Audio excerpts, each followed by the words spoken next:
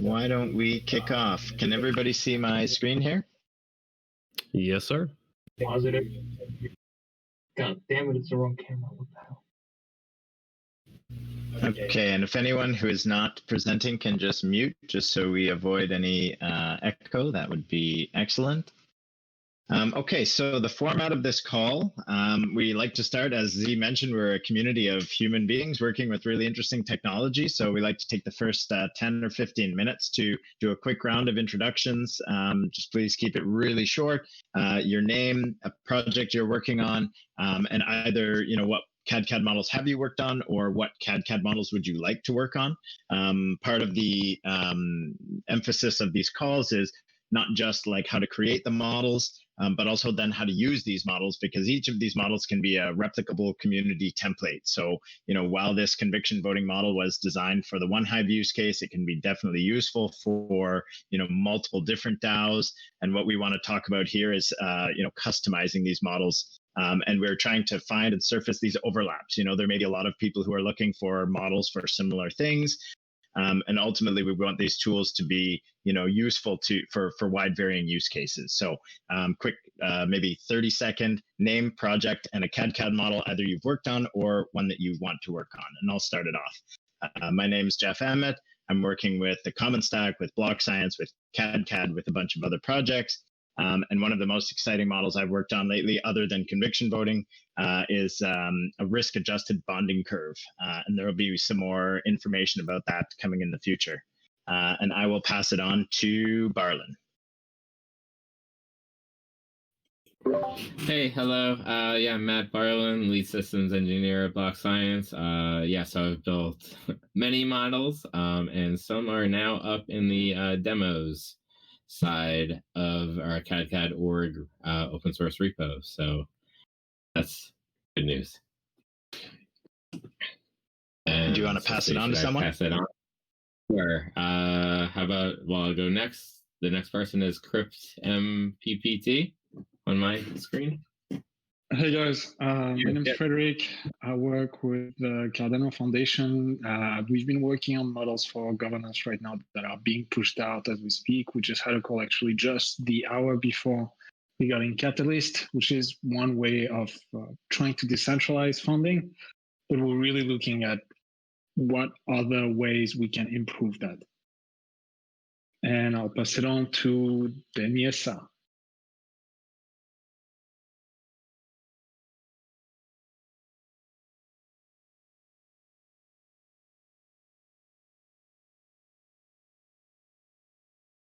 He might be frozen. He might be frozen. Why don't we move one past him? Dog, do you want to introduce yourself? If you just came in, 30-second name, project, and models. Oh, Danilo's here. Yeah. It's Bruce. So my name is Danilo, and I'm a research engineer with Block.Science together with Matt and Jeff and Z. And I've been working on some digital twins for some networks, but at the same time, I've created some demos also at the cadCAD org repository, and that's 30 seconds, I think. And I'll pass to here. Okay, I'm having a difficulty getting the names here, so I'll pass to anyone who wish to speak.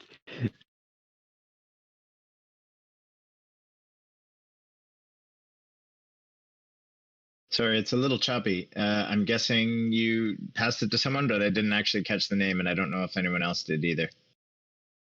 He was just offering anybody to speak up. I can I'm go. not being able to see. Next person down the list would be Jessica.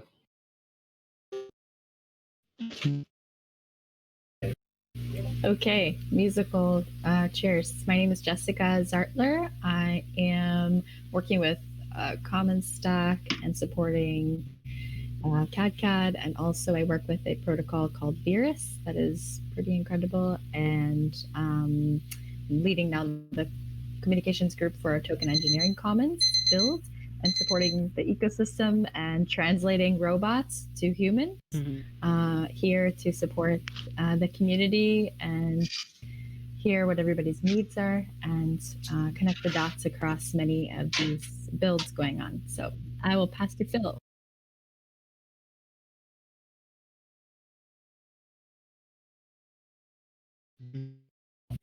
You're on mute, Mr. Phil. Oh yeah, and I did Robot and Marbles tutorial, and I'm thinking about. I'm Philip Silva. I worked a lot on the Bright ID project. Also a founding member of the Whaler DAO. I'm also a member of the Lao and Flamingo. And love what you guys are doing and need to learn how I can use the cadCAD models to do more awesome things. How about Luke is next? Hey guys, Luke here. I work on Aragon, also here representing OneHive, and kind of going to be digging into the conviction model or conviction voting model, among other things. I love DAOs. I'm super excited for all this stuff, and I think token engineering is going to be a really important discipline for all this stuff. I guess next on my list is MWL.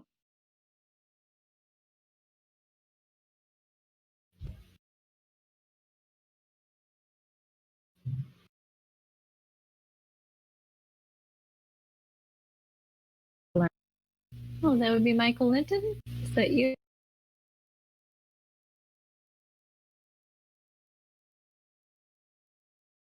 Maybe he stepped out for a coffee.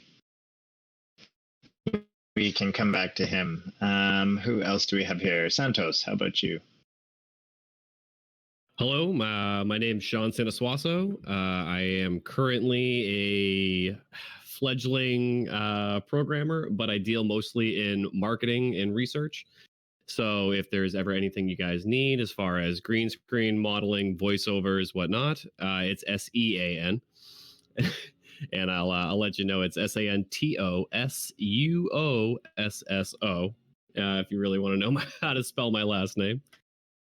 So, but as far as that goes, I'm actually currently working with Verus, and my main forte currently right now is creating a searchable database for ID names so that you would be able to then create a overall, like a spider web of who's who. So if you ever wanted to, so within Verus, if you wanted to, say, purchase somebody's ID that's already been purchased, there's really no way to contact them now. And I'm currently working on a way so that you'd be able to contact this person so that you'd be able to then offer to buy their ID.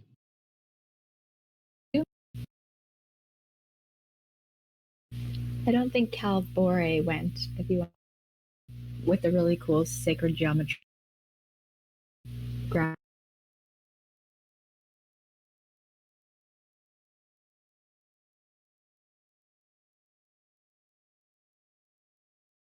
Well, I got a quick second. That's SANTOSUOSSO.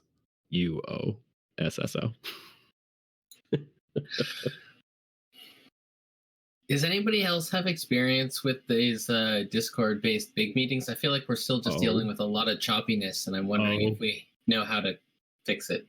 SSO. The choppiness on on that, yes, SUOSSO. Thank you very much. As far as choppiness with the Discord goes, are we boosting this server yet or no? If that's the solution, then we're about to be, I think. Yeah, so you need at least a level 2 boost in order to get a pure 1080p stream, and it won't be choppy at all. Thank you for the advice. You're welcome. We are new to Discord, so definitely we'll take a look into that. And getting level 1 boost is a cheap, easy thing. Level 2 is more meaningful. Yeah, I was boosting Verus up to level 3, and that was costing me almost about, like, it was between like 150 to 170 a month. Level 2, I believe you can get anywhere between 40 to 60 bucks is what I think it is. Did everybody have a chance to go here, or if anybody wants to speak? Fraser? I think we have a few more. Yeah, I can go. So this is Chris Fraser. I work with the Block.Science team. I'm still new to Python and cadCAD. I've been using it to come up with business application models. So looking at customer adoption, business cash flows and stuff like that. Yeah.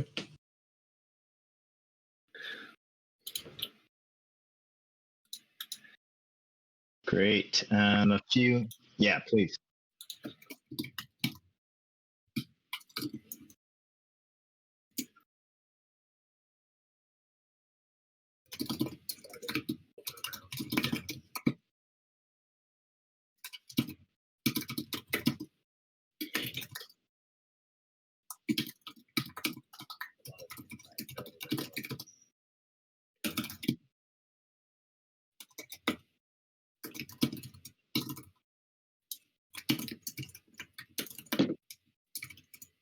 Great. Is there anyone else who hasn't spoken yet? Yeah, great. Yeah. So my name is Humberto. I'm working on decentralizing the United Nations to the people level. That's why you see the SDGs behind me. And I'm not an engineer yet, but maybe I go there. And that's why I'm talking engineering commons. And I'm really glad to be supporting the common stack. I think that's an amazing community, and it's doing the best for the world. So all my support.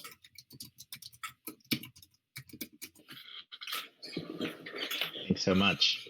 Is there anyone else here who hasn't had a chance to give them a quick introduction, projects you're working on, and things you'd like to model? Feel free to jump in. I can go. So my name's David, shorthand dog. I see Griff has joined us. Yeah, I've been around the token engineering community for quite some time. What I'm exploring on my own time and dime is the combination of physical asset-backed kind of stable coins and how to connect those to climate action. And I'm also helping, well, the cadCAD open source community get more into a process of developing more models and having them really as a way to just have more people learn how to use cadCAD for creating new models so that we get a huge model flow that is blowing everybody's mind, basically. And Tyler's helping me with that as well.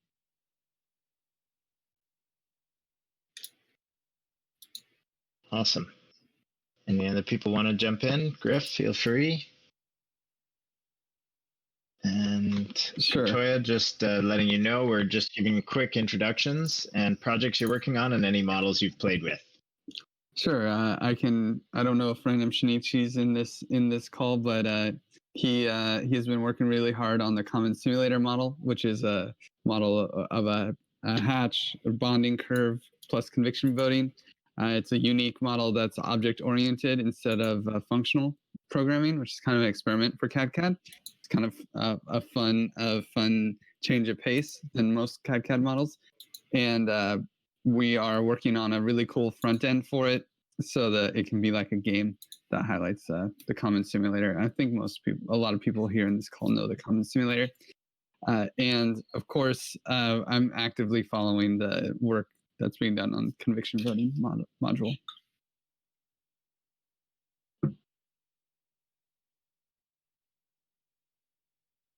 Awesome. Anyone else want to jump in and introduce themselves briefly?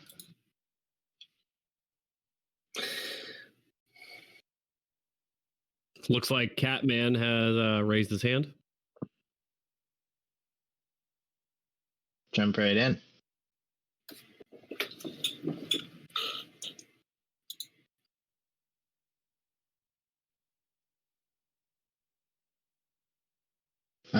Are you still muted, Katoya? We can't hear you for some reason. Looks like you're talking, but I don't see a mute symbol.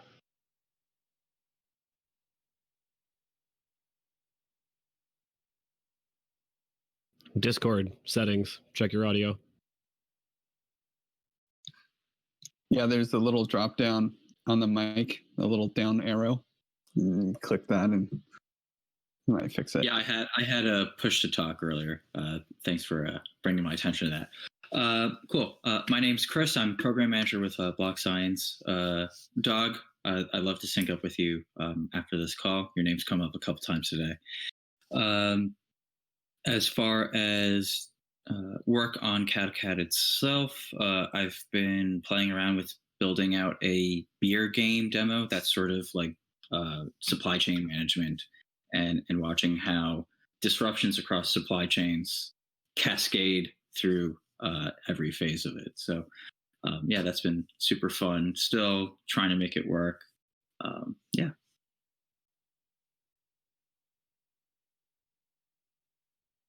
Nice. And there were a few people. I'm not sure if you're at your screen. Feel free to jump in and introduce yourself if you've got the second. If you are away from the screen or grabbing a coffee or anything, then that's all good. And we can kick off into our analysis of the cadCAD model for conviction voting. Okay, great. So Luke, would you like to share screen on the model? And I can stop sharing here, or what's preferable for you? Yeah, I can go ahead and share, and we can pass back and forth if we need to. Before I show the model, I'm just going to show a diagram first. Awesome. Let me know if that pops up. Cool. Yeah, so this is just sort of a very high level overview of kind of the OneHive DAO and Honey token that the model is like intended to give us insight and reference. And like the model currently kind of contains this part of the process, or more specifically, this part of the process. And essentially what we have is a token called Honey. It gets issued at a specific rate into a common pool. And then the Honey token is used with conviction voting to allocate resources from that pool to proposals. So pretty simple and straightforward from like less complexity than everything over here. Just kind of this like issuance and distribution process is what's covered in the current model right now. And we kind of iterated on this model with Block.Science as part of Aragon's work on conviction voting and like a pilot program. And then at the same time, OneHive's been kind of developing and iterating on the conviction voting implementation. We had started originally using the common stack cadCAD model that included the augmented bonding curve and conviction voting. Originally, like we used that as the reference when developing the like conviction voting like on-chain implementation that we started like way back at Berlin, I think. And so it's kind of been something we've been iterating and testing for a while, but like actually relatively recently, we've had kind of the first actual like live tests and pilot. We had one kind of time-boxed one with Aragon, and the like ongoing experiment that we're doing with kind of OneHive now. And it's been an interesting process because one of the major changes that we made both to the implementation and to kind of like the assumptions made in the like common stack model is we aren't using an augmented bonding curve in the OneHive implementation. So we use the same token for voting as we use for allocating funds, and we just issue it into this like common pool. So we can sort of see this like notion of the Honey supply here, which we can get into. But essentially we have like a supply. The supply is constantly increasing via issuance, and the issuance goes into the like funding pool, and then it goes out of the funding pool via conviction voting. And we had this kind of concern theoretically. We were like, okay, if this happens and proposals aren't passing, the proportion of the supply that's in the common pool will tend to increase through issuance. We also like in theory might want the like token to be locked up in contracts, like if it's in bonding curves or in automated market makers, that sort of thing. And it won't be possible to vote with that at that time. So we were like concerned that because we were using the token for many things, including funding, that like using the total supply was not necessarily going to have the same effect as what was modeled in the like common stack model, where there's an augmented bonding curve and you're allocating resources from a pool that's a completely separate asset. And so we came up with like some like theory around that, and then we ran the model. This is during the DAO Hack Month workshop. I think we kind of dug into this, and we found that before we adjusted the model, and this is like the current version that has all of this notion of an effective supply. But when we first iterated on this model, we came down here and we were like, what's going on? We added issuance. We switched the like token to the same token, and we saw that pretty much everything was failed or killed and we didn't really have a lot of green. We had a lot of active, I think, as well, but like things just weren't passing. And this, like, we did a little bit more digging to try and like figure out why. But the end result was that like it was in fact the case that if there wasn't enough outflow and we were like adding inflow and we were using the total supply, that we were going to hit problems with the system. And then we updated the model to we updated the implementation. We updated the model to introduce this concept of an effective supply, where we look at the active stake as kind of the value that we're using to calculate the conviction threshold. So if there's fewer people actively participating, you need less stake to actually reach the threshold rather than using the total token supply. And with that, we also had to introduce this idea of signaling proposals so that you could signal to actually not send funds somewhere. And that's now reflected in this model. So we can go through and be like, this is sort of a digital twin of the current OneHive implementation. And if we go to change the parameters, if we go to, there's a discussion right now happening about like changing the issuance policy in the OneHive community. We can go in and like take the proposed approaches and be like, okay, what would that look like if we modify this model? That hasn't been done yet, but do you want to comment more on the signaling proposals? Because I think there's actually a lot of interesting there. You know, one of the things that you had brought up, you know, early on, even before we ran into the issues with the effective supply, is that, you know, the tool is to allow people to sort of facilitate discussions, etc. And at least from my experience, it was more of a serendipity that it served to simultaneously keep a larger and more continuous effective supply, because people could be using their tokens to, you know, stake behind ideas, even if there wasn't an explicit payout tied against it, as well as a way of, you know, as you just said, if you're voting in you're participating in a signaling proposal as opposed to participating in one that can pass, you're increasing the thresholds without, you know, anyway, I should give you the floor back, but I think there's actually a lot there, and I want to maybe dig into it a bit.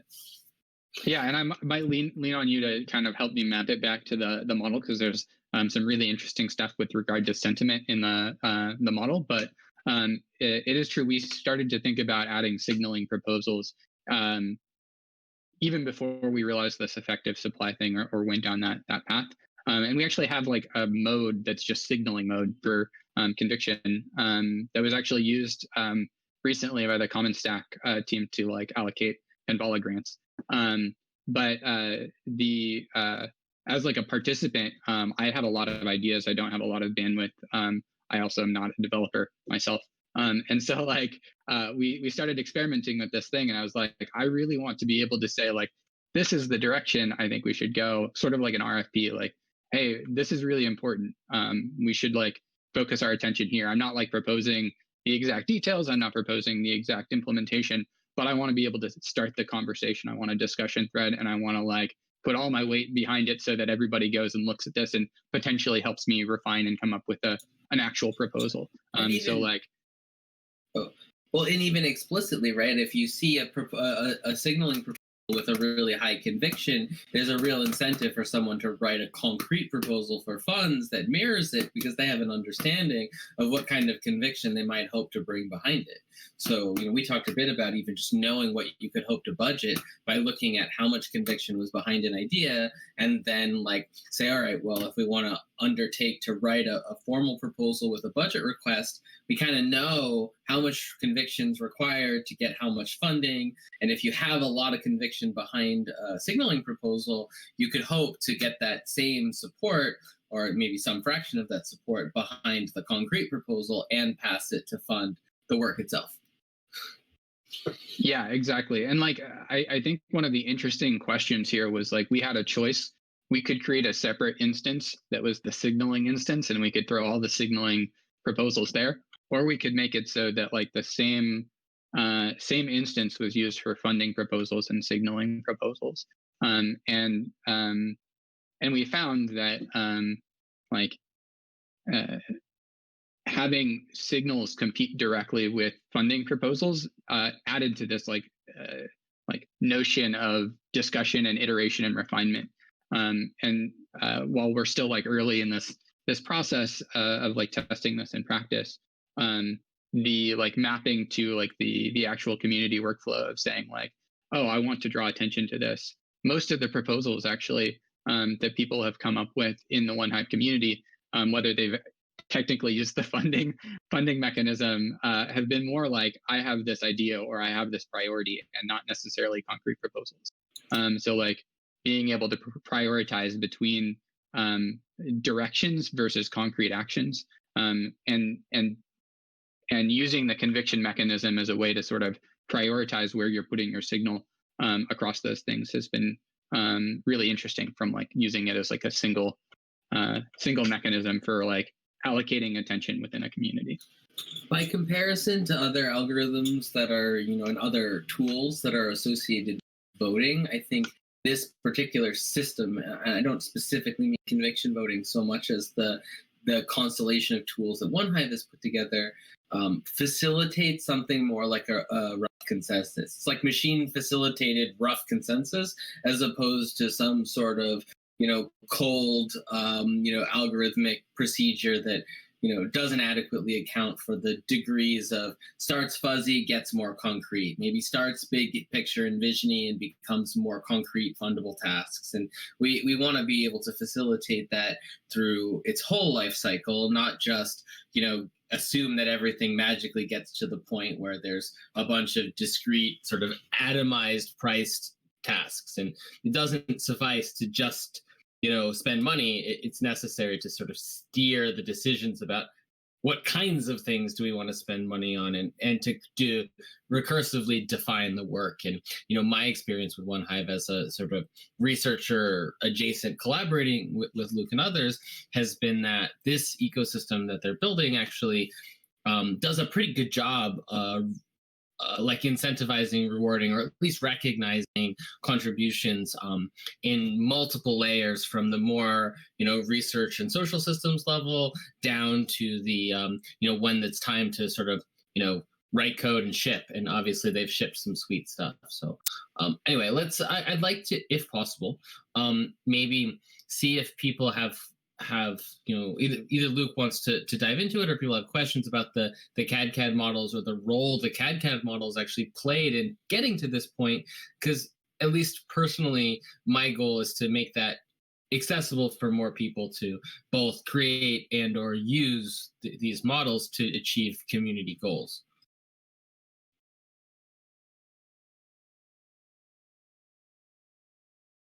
Yeah, I'm happy to keep riffing, but I would love to actually like have questions prompt what I'm riffing on, or like what we're discussing as a whole. So totally open floor. I was curious to hear more about the abstain mechanism and how that played out, because I saw you kind of put that in there one day with the proposal system. So I was wondering, I didn't even know if that was included in the model. I just want to hear a little bit about the real-time experience of how that plays out with the proposal system. Yeah, so the abstain proposal is just sort of like a signaling proposal that is always there. So in the actual like implementation, we allow proposers to withdraw their proposal. And this is really important. Like if you're requesting funds and you're like, oh, this has been there for a while, but like my time is totally like filled up, and like if this sort of passed, it would be problematic for me. So you need to be able to like withdraw your proposals, or if you like signal for something and then you're like, this isn't really relevant anymore, I need to be able to withdraw it. But we're also, because of this like effective supply mechanism, saying that like when you're staking to a signaling proposal, you're implicitly signaling that you don't support these other proposals, or you support them less. And so like, because conviction voting is sort of continuously signaling, and that continuous signal results in a flow of funds, even through discrete actions. Signaling for the abstain proposal is saying like, we want to slow down the rate of funds because you're slowing down the rate that other proposals could accrue sufficient conviction, or they need a greater percentage of the active stake because it's abstaining. So essentially, when you go to the like abstain proposal, you're like, yo, pump the brakes. We need to like slow down. We need to consider better proposals. The proposals that are being like put up right now are not high enough quality for me to support them, that sort of thing. And so right now in the community, we've had a massive influx of people and token holders and capital into the community over the past like 2.5 weeks. And many of our like processes, documentation, we didn't have proposal guidelines, really weren't quite ready for that. And so there's been quite a bit of signaling to the abstain proposal from longtime community members, specifically saying like, yo, we're not quite ready for this influx. We need to deal with some of these things before we kind of progress. And yeah, so I guess that's the real-time experience, if that helps. And that is, the abstain proposal is reflected in this current model, I believe, but I could be wrong. I think it currently in this version of the model, we have people leaving if the sentiment gets too low, as opposed to modulating the issuance pace. But I don't think we have Andrew on, who was the author of this most recent version, to confirm. We have kind of it in the model roadmap, which means, maybe we'll get to this at the end, but this model in particular has a lot of directions that can be taken, and we were discussing ways of having more community engagement if people are interested, sort of learning by hacking on existing models rather than trying to build ones from scratch. But Luke, I think this one has the sentiment mechanics. The social layer is moving people in and out of the ecosystem rather than sort of modulating the rate of issue, the total rate of issuance, which is what the abstain does, as you said. Yeah, yeah. So it may not. We're probably pretty close, but this isn't like one-to-one digital twin yet. But hopefully we can continue to like iterate on it and make it a higher fidelity digital twin. We have a couple places where we've been outlining the gaps between the current cadCAD model and the realized system in OneHive. And actually, this is something that relates to the Commons Stacks idea of a Commons Analytics dashboard, where, we start to merge the real observed data with the model of the system to understand not just the snapshot of the system, but the trajectory. And when I talk about the trajectory, I'm talking about things like the rate at which the community is issuing funds. So here we're saying that there's actually a built-in mechanism through which, by abstaining, people can actually make there more friction to pass new proposals, and thus decelerate the rate at which the community spends its funds. But actually in the opposite direction, there's a social mechanism through which people can kind of form coalitions to get things to pass. So if a group of people have 5 or 6 or 7 different proposals they're all interested in, and they're each supporting their own or their own subset of those proposals, none might be passing, but you could actually come together to say, hey, we're gonna bulk up our support behind something, charge up some conviction in passing it, and then maybe the next thing down. And this is something we talked about. We were hoping to see the community in the Aragon pilot start to do as a way of getting those funds out before time was up. And I think one of the big takeaway messages from that experiment was that, if we don't give people subsequent time to learn that social technique, even though it was there, we didn't see a lot of that process unfold. Maybe there wasn't enough time, or maybe there was just too much else going on for people to just kind of work that out and start applying that sort of, it's almost like colluding for good, right? They come together and say, hey, we want something. We're never going to get rid of some collusion-like dynamics, but we can sort of harness them to create this sort of rough consensus mechanic, like, hey, maybe we do need to stack rank these things and all support one of them at a time to get it over this threshold.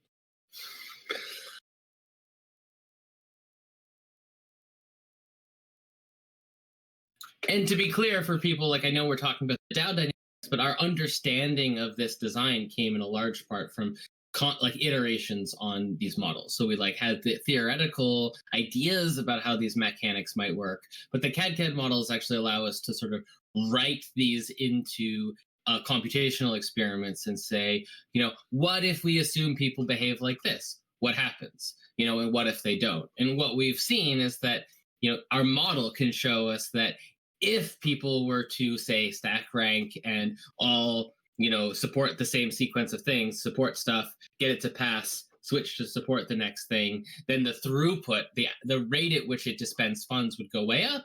Whereas on the other extreme, if people were to use signaling proposals or make the active supply go up without actually supporting things that were passable, then the effective supply go up without supporting things that could be passed, they would be reducing that rate. And that's entirely in the hands of the token holders, the people who are making decisions about how to spend funds.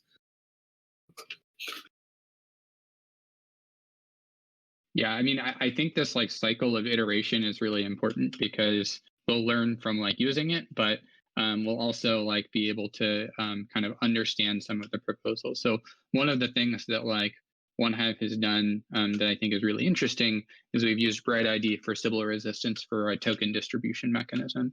And we kind of did this as sort of a battle test of Bright ID. And it's been really interesting to see that Bright ID kind of handle that sort of growth and like change in behavior of participants and the social layer.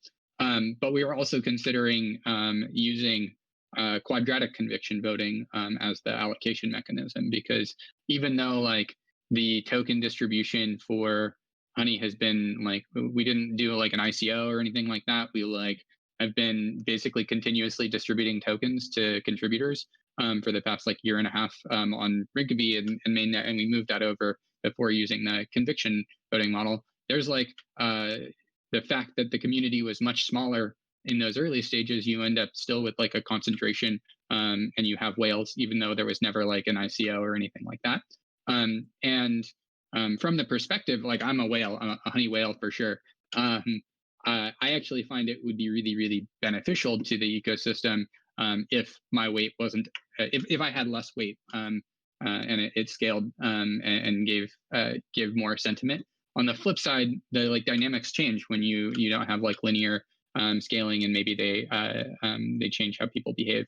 And you have this like expectation that like the Sybil resistance mechanism becomes even more important to secure, right? Like in the case of the faucet, people are like competing over a few dollars of honey at this point because there's so many people on the faucet. But if you do quadratic conviction voting and you like can then game the entire common fund, then the like incentives are higher. So like figuring out how and when to adapt those changes to the system is something that like I don't feel super comfortable just sort of winging it unless we kind of have detailed analysis. Same with like the issuance policy discussion right now. So like figuring out how to like iterate on the model so that we reflect kind of where we're at, but then can add things to it to like give us what if analysis. I think this is on the cadCAD site, like being able to ask what if we did this thing, I think is really where I see kind of the value in terms of using this as a governance tool. I'd also add that one thing that I think I'm really excited about for this project is the relative ease of composing model components. So cadCAD models are built in these P-sub architectures, which are like logical blocks. So like they're like input output, very functional. Like, if someone does this, this happens over a particular mechanism. So this sort of dynamic multi-mechanism design is layered into it. But that means that we can actually paste blocks in from things like a Uniswap model. So we have a Uniswap demo that was written by Marcus. It's been migrated into the demos models on the cadCAD org site. And so one of the things we're talking about is, okay, yeah, it might be like an hour of work to integrate the Uniswap cadCAD model as a representation of the automated market maker in the OneHive system. But what's tricky though is that just adding that logical mechanistic component doesn't fulfill the question of, what's the behavior model? Like, are we looking at arbitrage? Are we looking at, so obviously to some extent we'll see that, but like the behavior of the agents we've observed is actually, something you can simply reduce to, rational profit maximization. Because one of my favorite things, and this is sort of Luke's experience, that people would show up with the full intent to dump their honey, see what the OneHive DAO was, and not do it. Like, how do you got to have a richer model of what humans might do than just, oh, cool, I can make $10. I made $10. Are you planning to feed the real-time data back into the model then, now that you're having some of that behavioral insight in real time? Yes, actually, right now to we're looking. adjust assumptions. Yeah, so right now that's actually one of the main things. The reason why the models aren't data is shifted our focus over the last, say, month to learning from the implementations. And there's a very natural iteration between what I would call the observing the real system to upgrading the models to observing the real system and upgrading the models. And, we're currently at a slightly more, experience and empiricism side, and that, we're actually. Yeah. So in particular, if we were to look at the Uniswap model, that was already fit with data or run with data that was originally made on a slice of data from single collateral DAI, a Uniswap pair, single collateral DAI and ETH on mainnet. But, presumably with the right data inputs from the Honey system, it would be possible to actually run both the conviction voting part of the system and the to be added Uniswap part of the system, driven by the actual data observed in the real world. Yeah, I'm actually super, super excited about that integration piece, because we have this really interesting flow. We're going to be launching basically liquidity incentives for HoneySwap, which is the Uniswap deployment on XDAI. And those will be determined based on people proposing specific pools and then funding them via conviction voting. But then the platform fee on HoneySwap gets converted into Honey and deposited back into the common pool. So we have a circular kind of flow here, where the goal would be to allocate resources to kind of maximize long-term kind of flows. And so having a model that incorporates those things and that on-chain data would be really, really useful in terms of having the conversation of what level and what particular pairs should we be targeting for liquidity to kind of maximize the balance between these things. And I think that's a goal in terms of how to use the model. I don't think we'll have a working model like that before we launch the thing, but we'll be able to learn from the data, and hopefully it can help inform those conversations. And because I think otherwise you have a very subjective kind of analysis that I think boils down to I like this token, rather than something that's more data driven with regard to I think we should do this because it will affect the system and the DAO and the token in this particular way. And this is the data and the analysis that I did to back that up. Yeah, in a very philosophical way, there's a drive here to make it so that a community can sort of technically as intelligently as data driven as, say, a corporation or a centralized entity can, because at the end of the day, we're actually positioning cooperatives and communities to take on sort of, product development or even financial entity, et cetera, roles in our kind of filling these economic niches. And in order to actually compete, they need to be, on the same quality or better at making decisions than their sort of centralized counterparts. And personally, I believe the diversity of perspectives that could be sourced from a community architecture can actually outperform a more centralized one. But at the same time, you have to be get beyond just sort of naive democracy. And I'm a big proponent of democracy, but I think there's a difference naive democracy and the effective sensor fusion of the unique knowledge of a large group of people. And in a way, we're building these sort of DAOs or these entities as little cybernetic brains that combine the individual's knowledge, experience, and perspective with some sort of systemic machinery for kind of teasing the information out and goals with the caveat that those goals don't have to be or shouldn't just be profit maximization. That part of the great thing about this heterogeneity is that the actual goal of the community can be itself somewhat emergent and determined through the expression of the actions taken and the voting and the et cetera. So you have all these people here. What's kind of your call to action for the cadCAD community? You've got the attention, which is very hard to come by these days. What would you ask of all the people here on this call? And do you have plans to incentivize or create bounties for some of this modeling work? And perhaps we can hold a conviction vote to see where everybody wants to hack on. Yeah, I mean, I saw Griff with his hand up. I don't really want to cut him off, but I'll answer that after. You're on mute, but your mic might be muted because we can't hear you.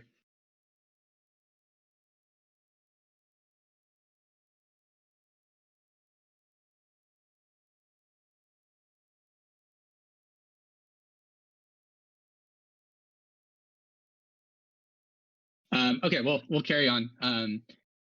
So yeah, I mean, the cool thing with OneHive right now is I don't get to make the decisions. I actually, like, people keep asking me for a roadmap, and like ultimately I have things that I think are priorities. I definitely think working on this like cadCAD model, extending it, making it like something that we can use for governance decisions should be a super high priority for the community. But ultimately, it's like up to people showing up, creating proposals, driving and taking initiative.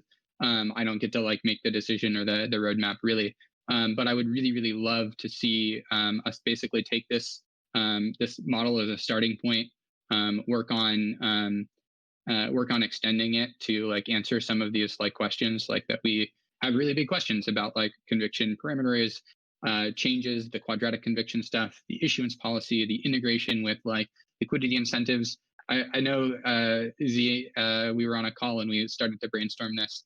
And so there's like a long list of potential like avenues to explore. And I think they're all very interesting. And I think that like they're something that like I certainly would support within OneHive. And I think there's many other people that would as well. So there's plenty of opportunity to not only like contribute in terms of like working on this stuff, but also become part of the whole thing. Like I like to say we are all OneHive, so please join us. I'd add one call to action. You know, this isn't necessarily just about how do I find a person.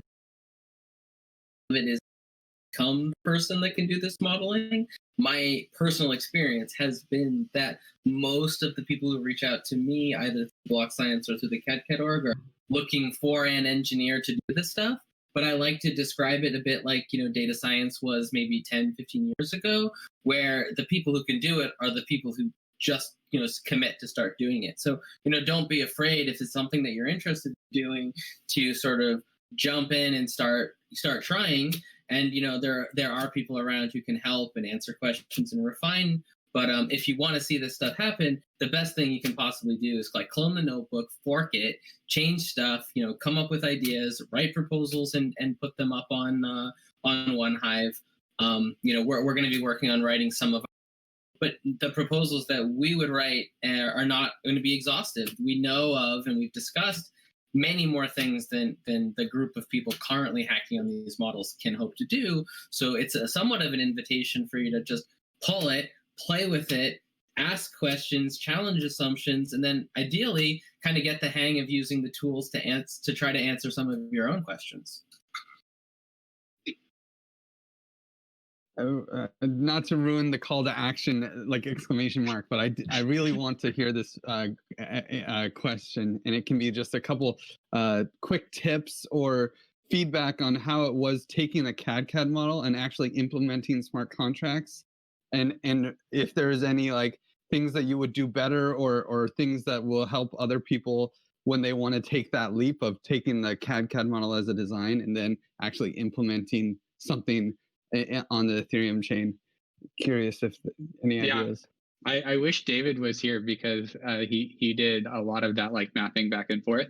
But I think that one of the things that like we still have some some discrepancies that makes it difficult to like use the model of like a direct like correspondence to parameterization is that we have different initialization parameters than we're using as initialization parameters in the model, and we're using like alpha and beta, and then we're using like coder variable names over here, and that's just made the documentation and like translation for basically taking like the template that we use for like deploying a DAO with conviction voting and deciding the parameters based on your model a bit more difficult. And that's something that we can pretty easily kind of change and adapt, but I wish we had done a better job in the first place. But otherwise, I think that it was incredibly useful. Like we didn't have like a specification, but like when we started hacking on this, like at ETH Berlin for the first time, which is where like a lot of the like initial contract work happened, we were just poring over the workbook to figure out what we were doing. If we didn't have that, if we were like looking over a blog post, we would have had no idea where to start. So that was incredibly useful. Hey, look, I'm curious if there's been any thoughts on proxy voting within this. I'm sure it would make all of this more complicated, but sort of like you vote for just someone to represent your votes, right? Yeah, we haven't implemented that. I think it would be super useful from just a key management perspective, to be honest. If you have like a large stake, but you want to be participating regularly, you probably want to use a separate key. And that would allow kind of the proxy voting use case as well. Right. I think it would be really nice. We haven't implemented it yet, unfortunately. But I think it would be really, really helpful from like a convenience perspective. I know that there's been talk about like longer sort of like delegation chains and like liquid democracy, and I think that could be super interesting as well, where you're like somehow categorizing proposals based on domains, and you're delegating votes based on those. That would also be super cool. The implementation complexity of that scares the hell out of me. But yeah, I think that the current implementation, where like we're getting signals directly from people, and they kind of have to show up to vote, is interesting in some ways, but in many ways, I think that like at least having like one proxy-based vote, if only for the key management thing, would be a huge improvement over where we're at now. Awesome. Yeah, I've been involved with all the Unity stuff, and Brett has directly told me that he's super keen on liquid democracy. So if you can get that in there, then there's a mainstreaming of this. Funniest story. The first thing I started working on when I got into the Ethereum space was trying to implement liquid democracy, and I'm still like waiting. But I actually like over the past few months, I think that like if we're moving voting off chain, which is something that like we've been working on with Aragon a lot, you have the flexibility to do like complex delegation schemes much more effectively. So I'm pretty excited about the future for that sort of thing. Awesome. Yeah, two thoughts. One with respect to the complexity of computation off chain. I think, I'm a big fan of and kind of continuing to do some research related to TrueBit, something that if people are interested in that kind of thing, I sort of recommend that you check out. And then the other point to Griff's question about models versus implementations, Block.Science side team has done some research and some POCs with clients on comparing direct like experiments that run the model code and the implementation code in tandem, and like do what we would normally think of as sort of design implementation kind of integration testing, where we can run an experiment on both environments and look at the results and compare them. And that's something that is still methodologically under development, but as it becomes more mature, I'd like to see it move into a sort of community level standard, something that can be done by by anyone on their own models and specific use cases that we've been testing out.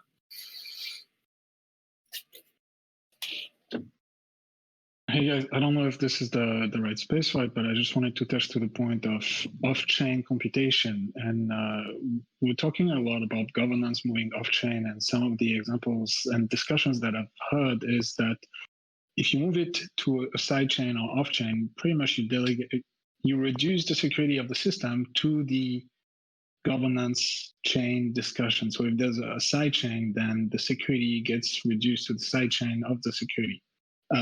To the security of the sidechain. So I don't know what you guys' position is on that. I'm very curious. We're trying to figure out alternatives, and I just wanted to open it up. I would say that position-wise is always going to be context-dependent, because you're right. I mean, whenever you switch infrastructures, you're going to, or like delegate to an infrastructure, you're going to inherit the security properties of the infrastructure that you're using. So a lot of the time that means you have to ask what it is, what value is being managed by the process, and what level of security is appropriate for what is specifically what is being managed. And if you're pushing these organizations to the edges and kind of having this nice subsidiarity property, then I would argue that it's actually quite reasonable to use tools that are maybe higher UX, lower security, because they're managing, successively smaller scope stuff. But, that cuts in the opposite direction, where if you are managing something with a lot of financial value or, big decisions that impact many people, then, obviously you need the security, the higher security properties. So, understanding where you are on that spectrum is a big part of picking your tooling.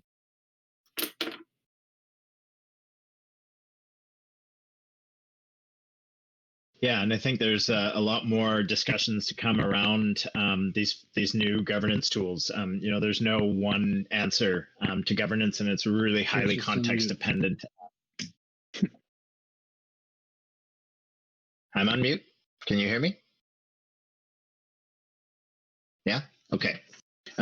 So that's time for our call today. So thank you very much, Luke, for sharing with us all the details of deploying conviction voting in OneHive and how the cadCAD model, was able to help with some of your decision making in that process.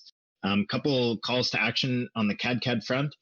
We are a growing community, an open source community. We've got a few working groups that are spinning up.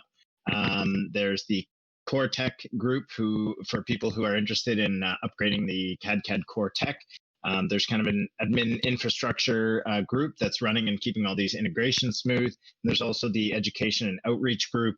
And also, as Doug mentioned in the beginning of this call, we're going to be spinning up a bunch of Gitcoin bounties to get people basically with their hands dirty in these models. And now that the framework of this conviction voting model is here, adding quadratic or adding negative voting, these can be things that members of the community can take on and start playing around with and learn how to use these models, not so much creating them from scratch, because that requires quite the expertise and skill background, but being able to take these models, tweak them for your community, and then creating these replicable templates that we can continue to build new governance tools to suit all of the various contexts that are out there.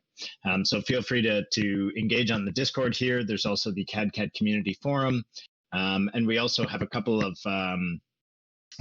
grants open on Gitcoin grants for crypto. We have an open collective open for fiat, which is basically the Gitcoin version of fiat, or the Giveth version for fiat. So feel free to contribute there if you find this work really important. And otherwise, please feel free to stay engaged with this community, dig into some models. There's a whole lot of work to be done, and a lot of education to come. Yes. So really happy to have everyone on the call today. Specifically, if you're interested in helping us get sort of our infrastructure set up, like we were just talking about the Discord earlier this call, and possibly some chat channel integrations, etc., I think that Katoya, Catman, is probably the best person to chat with there. If you want to sort of better understand the underlying engine amongst the people who are in this call today, I think it'd be a good to chat with someone like Tyler, possibly Danilo. I think Marcus was here at one point.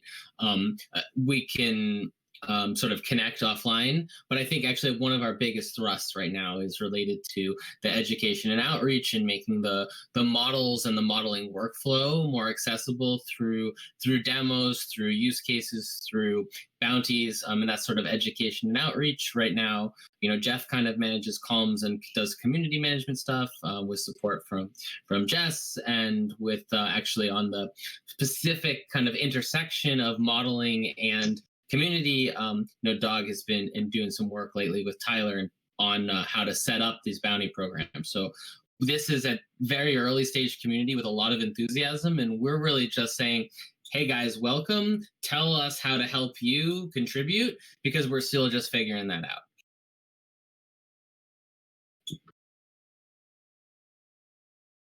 Awesome. Thanks for your time, everybody. We'll catch you in the next one in 1 month. We're going to do the Europe-Asia version of the call. So for anyone in Europe, it'll be your morning, and Asia mid-afternoon. And we'll have another presenter and awesome cadCAD model to discuss then.